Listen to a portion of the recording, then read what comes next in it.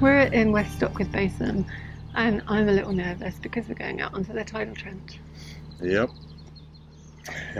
And the Trent is so much lower than it was when we came in. So much lower. Like.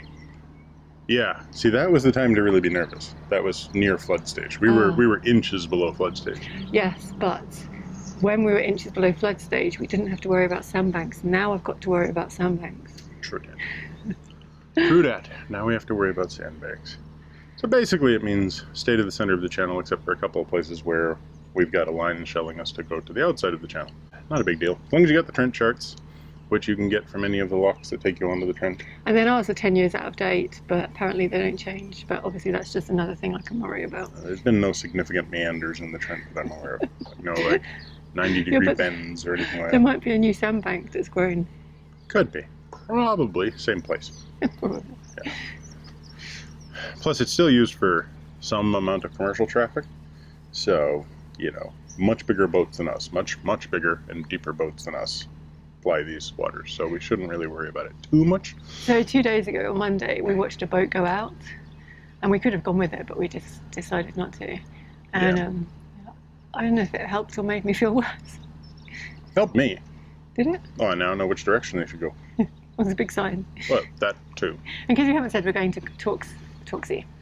Yep, which is the cut that goes to the Fossdyke, Yeah, which so is the oldest canal in the whole system. We'll be on the Fossdyke, although we're going to immediately turn around and come back. Yeah, if we don't go up the lock, we're not on the Fossdyke. We No, have to go through the bridge and up the lock, and then we're on the Fossdyke. But on the map I looked at, on the Canal and River Trust online map, it says that the cut is the Fossdyke.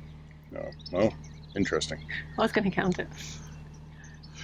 Yeah, I mean, I'm not sure.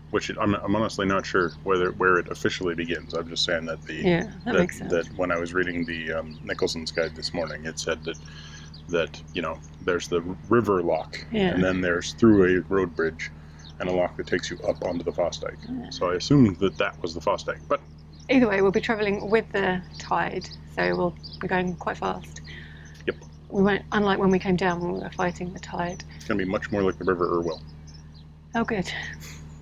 Oh, good. But it should be good fun, and it shouldn't take too long. 2.5 hours, did you say?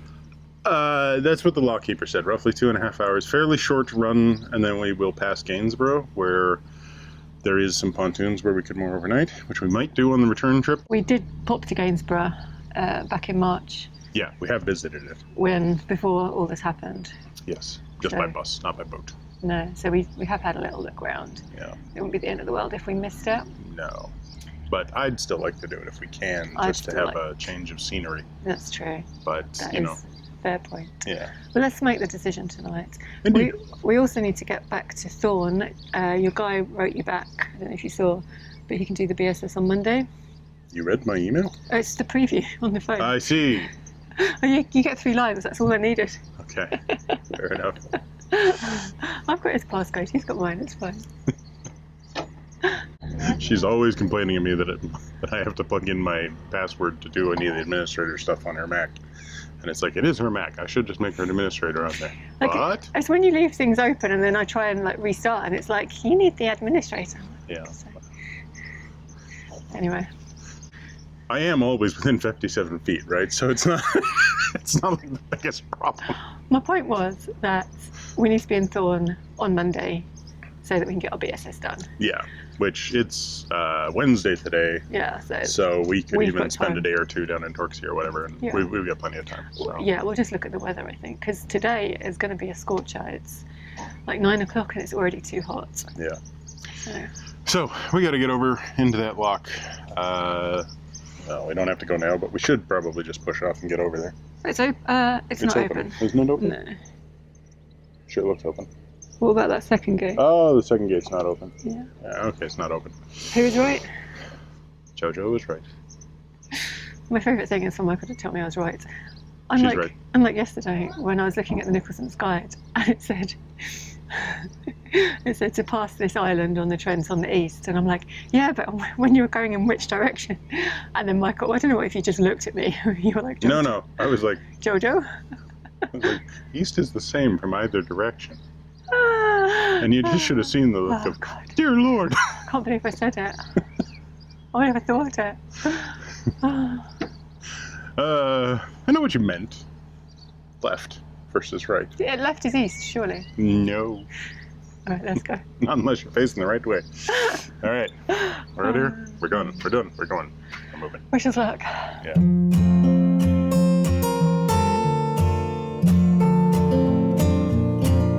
You need to book passage through West Stockwith Lock in advance. The lock keeper will advise you what time you need to leave for the right tide, depending on your destination.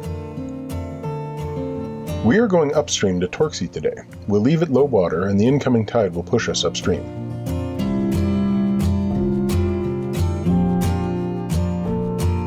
The basin looks like glass, but we still drift out in the breeze once the center line is on tide.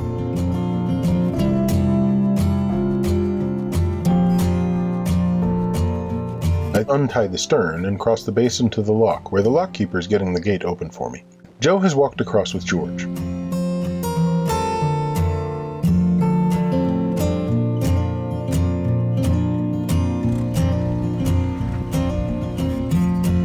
As we stand chatting with the lock keeper, the guy from the boat we were moored next to calls over and tells us that we have left some mats on the ground, so Joe has to run back to fetch them.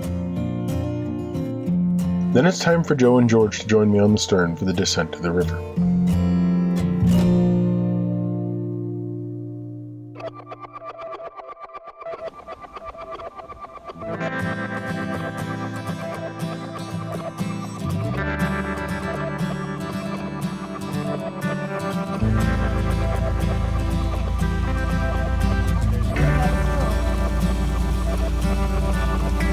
It's not long till we are down in the bottom of the lock, waiting for the huge lock gates to open. And we're off! I ramp up the revs pretty quickly so we can make the turn into the flowing water.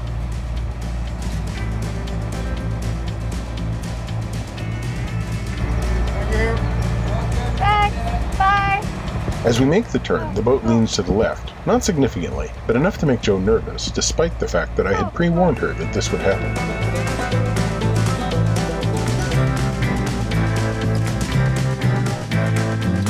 And then, once we're pointing in the same direction as the flow, we level off and Joe relaxes, slightly. Our Trent charts tell us that this is Farmer's Jetty, and to beware of stones in the water. Joe insists on reading out every landmark and warning at least 3 times, just to make sure I'm paying attention. We've picked a scorching hot day for this trip. It's barely 10 a.m. and it's already too hot. A bit of a contrast to our last trip on the Trent in March when we were shivering all the way up.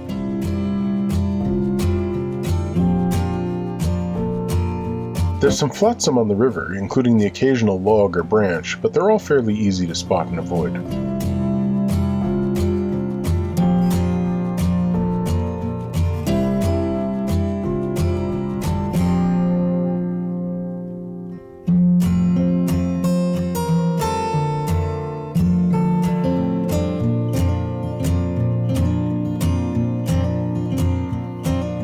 I'm not sure if we've explained our plans yet.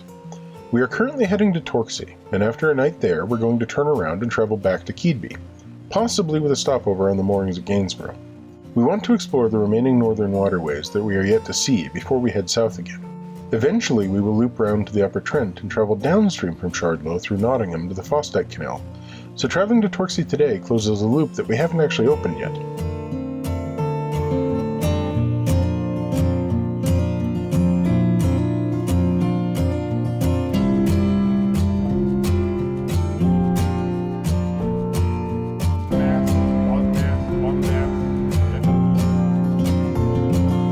Here we are passing Morton, which is a village just north of Gainsborough. There appears to have been a number of new houses and apartments built on the old wharf, but lovely views they must have of the Trent.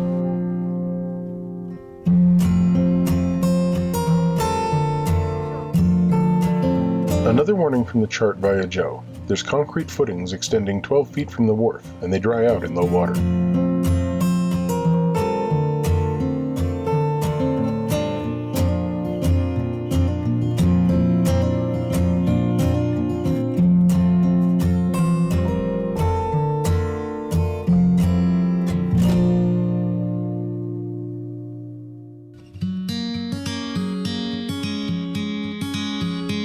We are now approaching Beckingham Wharf.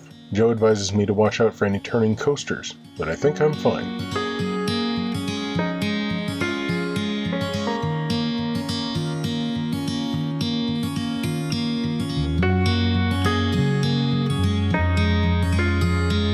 Here, we're most definitely on the outskirts of Gainsborough, and a mix of homes and factories line the riverbank to the east.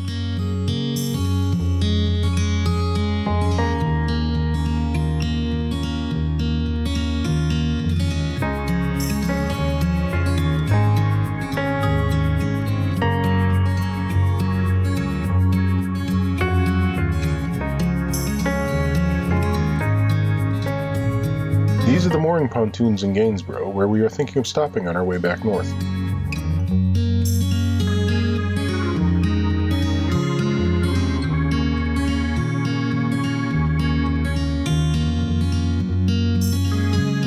The directions in the chart for Gainsborough Road Bridge are to take the center arch.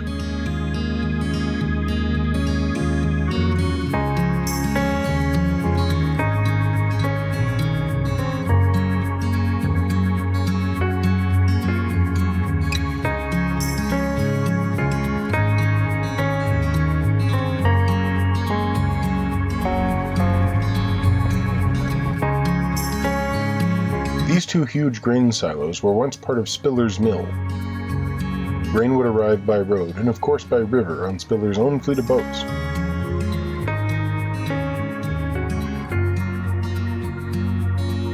It's now Kerry Foods, a food manufacturer, and from the size of the site it looks like they must manufacture a lot of food. There's an impressive wharf right outside, but I'm guessing not many goods, if any, arrive by river these days.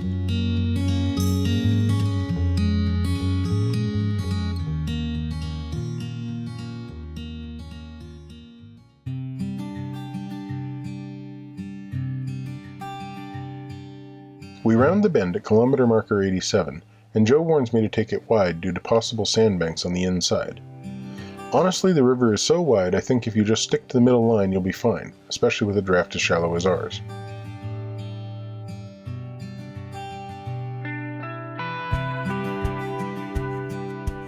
As we take the bend, the chimneys of the West Burton Power Station come into view for the first time.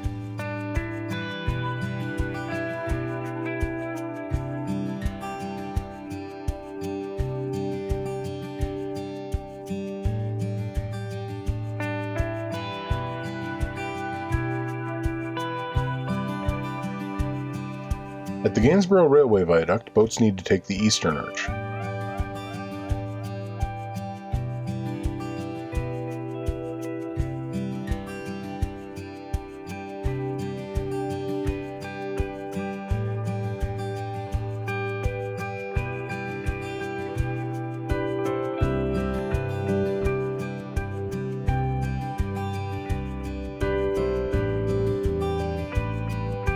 Another sharp corner, and another warning from Joe to take the turn wide.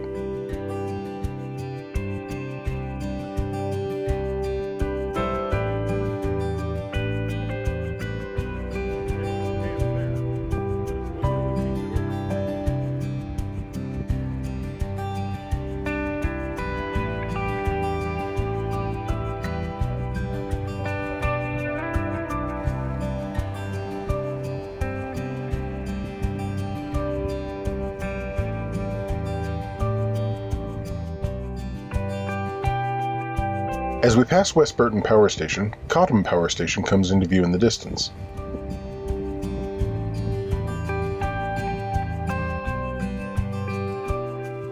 The power stations really dominate the landscape, which is pretty flat.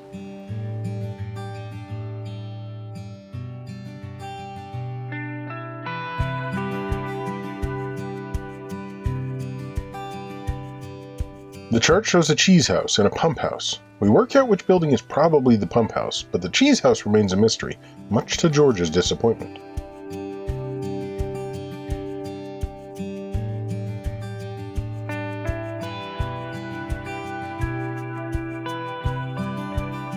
What a lovely spot for these sheep to graze.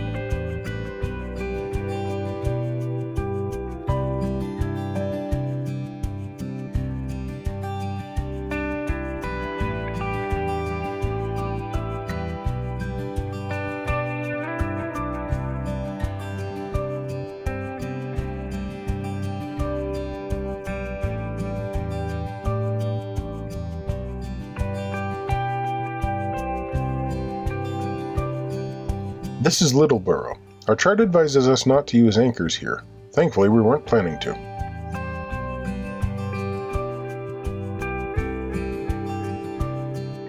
In 1066, after defeating the Danes at Stamford Bridge, the Anglo-Saxon king Harold Godwinson and his army crossed the Trent at this ford, on their way to losing the Battle of Hastings.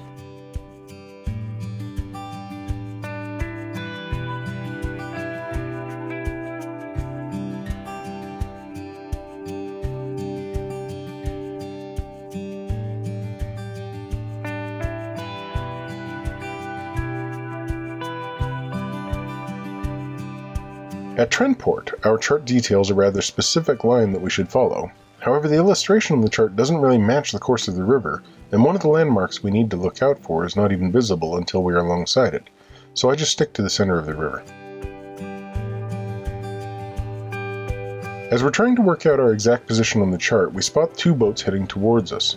At the moment they are pushing against the tide, which probably means they are heading all the way to Keadby. In an hour or so the tide will turn, and they'll be able to ride it for the rest of the way.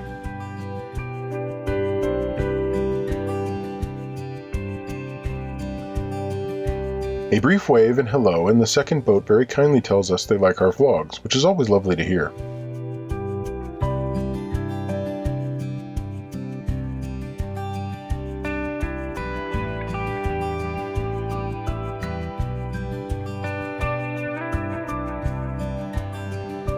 Up on the riverbank there's the corner of an old building. I wonder what it used to be.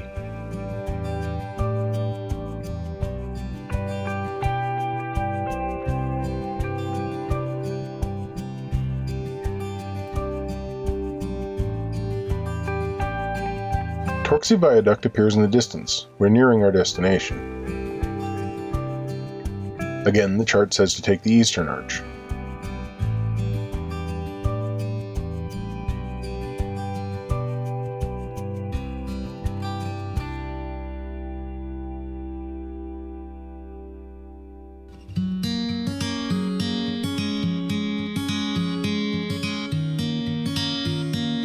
On the left bank here is the site of the ruined Torksey Castle, although it's not actually a castle, it's more of a manor house. It was slighted by the Roundheads during the Civil War, and now sits on private property.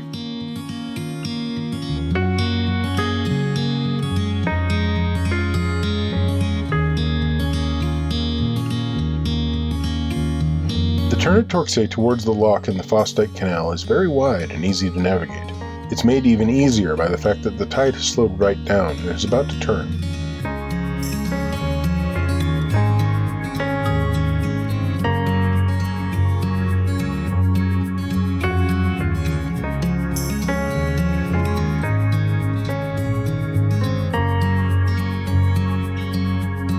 There are a few boats here, and we decide to join them on the pontoon below the lock rather than going up onto the Fosdyke navigation.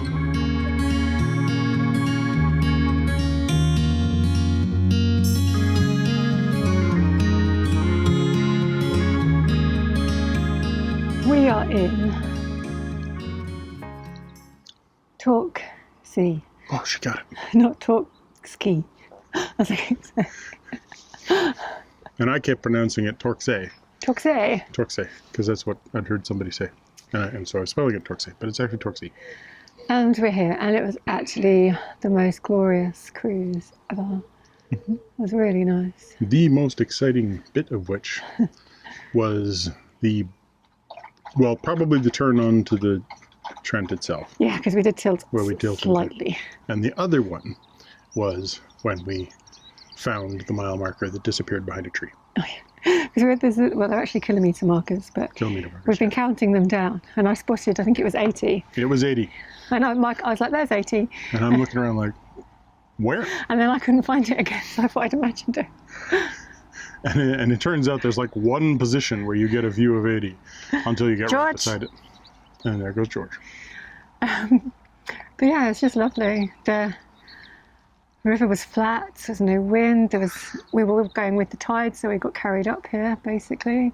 There were two boats. Yeah, that was exciting. I haven't passed a boat in months. There was a certain amount of like flotsam on the river, like some, trees to avoid. Nothing huge. Trees. Tree limbs to avoid. Nothing huge. Nothing huge. And I was religiously following the charts to you know, keep on the line, the red line that's on the chart, And constantly tell me I was off it. to avoid the sandbanks. And then there's this one bit which has been like enlarged, but it's been enlarged completely not to scale, completely different shape. And the two landmarks, one of them you can't even see. So you, when you get to You can see it, once you've gone past it, but it looks like there's a sight line to it, and there totally isn't. because it's like, yeah, when you get to the white post with the red bucket, go straight to the slip. You can't see the slip until you've gone past the slip, and you're like, oh, there it is, we've just gone past it. Yeah. And it was at that point that we saw the two boats, so it was fun. At which point I was kind of like, well, if they've gone through there, I'm pretty sure I can. So I'll be Yeah, fine. I think basically if we just stuck to the centre, like the whole way along, we'd have been fine. Yeah. So I mean, we were on a fair, like sort of middle deep tide. You know, it was high enough the whole way that all of the vaunted shallows of the Trent were not really all that shallow for us. I mean, we're already a shallow drafted boat. So, you know, we weren't really at any risk. But of course you want to stay in the right line. yeah, and it's interesting to follow along and look at the landmarks and track where you are and stuff. Yeah. Well, I find it interesting. Yeah, some of them are kind of funny how they'll call out like something called the cheese house. How would we know it's a cheese house? George was ever so excited and then really disappointed. Oh, so disappointed. So we passed this mill like quite early on, and then we carried on and we carried on and carried on, and maybe an hour later we're heading back towards the mill because obviously the river meanders quite a lot. So I pointed out it and Joe's mind was just blown. because you do the turns, but you lose track of them, so you kind of, I know the sun's there, but you lose track of which way you're facing really. Yeah. So that was a bit weird. Hey, George. George, come on. So we're going to have some lunch, and then we're going to go and speak to the lockkeeper to find out the times for going back. And I don't know if there's anything to explore here, but if there is, we'll find out. We'll do a little wander around. The ruins of the old castle look quite fascinating, but I think they might be on private land, or they might not be open. And even if they're not on private land, they're probably not even open. Yeah, You got- but still you they get- look interesting. Yeah, you get quite a good view from the River. We'll have to Yeah. get a shot going the other way when we're closer to it. when we're not in the sun, Yeah. or going into the sun. And also, you're not just telling me, oh, thanks, George. And you're not telling me, you know, don't look at anything, just pay attention to the turn. Don't look at anything, just pay attention to the It's turn. the turn, and obviously I'm not worried about the turn, which is unnecessary because the tide is slack. Is that the right word? It's the full tide. It's the full tide, so there's no flow really. And the entrance is so wide that it's not like threading the needle like it was at West Stockwith. So instead of looking at the turn, Michael's looking at the cows, and I'm like, I don't care if it's wide and easy. Look at the turn, don't look at the cow. So thanks for watching. Give us a thumbs up, comment down below, subscribe if you haven't already, and hit that bell if you want to get notifications. Why am I the one that always does it? I know, you Just because I've gotten good at it doesn't mean I want to do it.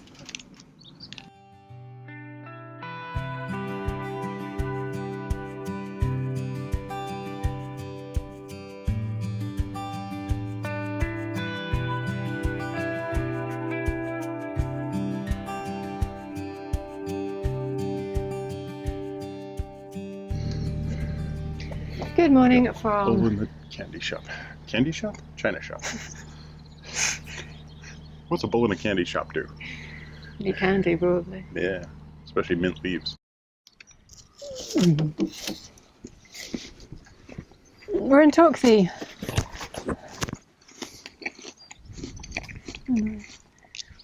This is for Joe. Oh, yeah. Ah! Did you have to?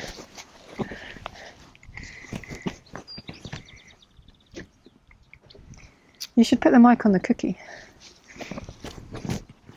Googie. Googie good. Good cookie. It's an apple. Apple. No cookie. And at one point, it's quite funny. So there's two power stations. I've forgotten the names of them. Oh no, that's not what I was going to say. Fair enough. Anyway, that was fun. So should we go and have lunch? Yeah, so we should finish up the video.